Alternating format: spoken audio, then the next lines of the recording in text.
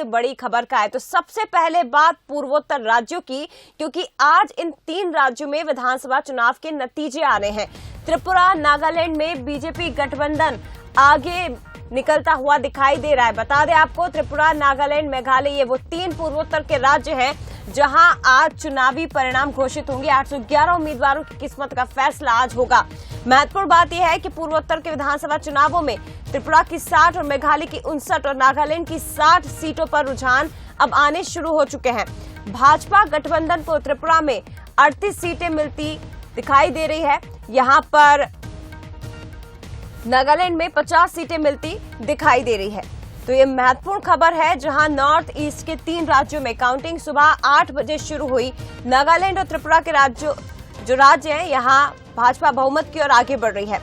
नतीजों का इंतजार किया जा रहा है। 3 राज्य त्रिपुरा, नागालैंड, मेघालय, परिणाम आज सामने आएंगे। मेघालय की 59 सीटों पर वोटिंग हुई थी और बता दें आपको, नागालैंड में 60 सीटों पर चुनाव हुए हैं। इसके अलावा बात त्रिपुरा की करें तो 60 सीटों पर मतदान यहां हुआ था, लेकिन 811 उम्मीदवारों की किस्मत का फैसला आज किया जा रहा है। 3 राज्यों में बहुमत का आंकड़ा, जो तीनों राज्य हैं, यहाँ बहुमत का आंकड़ा 31 है। मतगणना केंद्रों पर सुरक्षा के पुख्ता इंतजाम भी किए गए हैं। तो तीनों राज्यों में आज विधानसभा चुनावों के नतीजे आएंगे। पूर्वोत्तर के ये राज्य काफी महत्व रखते हैं। और एक बार फिर से आपको बता दें कि यहाँ त्रिपुरा में जो रुझान सामने आया, उसमें भाजपा बहुमत की ओर आगे बढ़ रही है। नागालैंड में भी कुछ इसी तरह की तस्वीरें सामने आ रही। त्रिपुरा में 60 सीटों पर यहां वोटिंग हुई थी।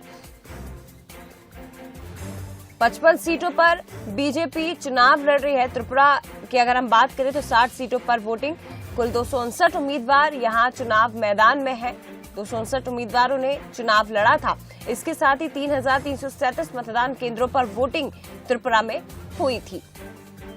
2018 में बीजेपी ने 36 और आईपीएफटी ने 8 सीटें यहां पर जीती थी। एक बार फिर से यहां बीजेपी आगे बढ़ती दिखाई दे रही है। 60 सीटों पर यहां मतदान हुआ था। बात मेघालय की अगर करें तो 59 सीटें यहां जहां वोटिंग हुई थी और 60 सीटों पर बीजेपी ने अकेले चुनाव लड़ा। 369 उम्मीदवारों के भाग्य का फैसला आज होगा।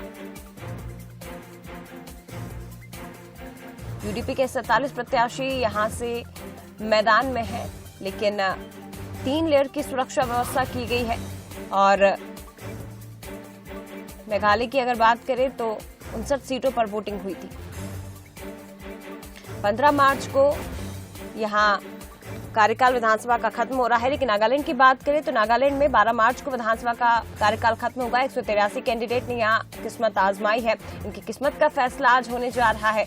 और बीजेपी, एनडीपीपी गठबंधन की सरकार यहां बनेगी या नहीं बनेगी, ये देखने वाली बात होगी। लेकिन फिलहाल रुझानों में यहां बीजेपी को बहुमत मिलता दिखाई दे रहा है।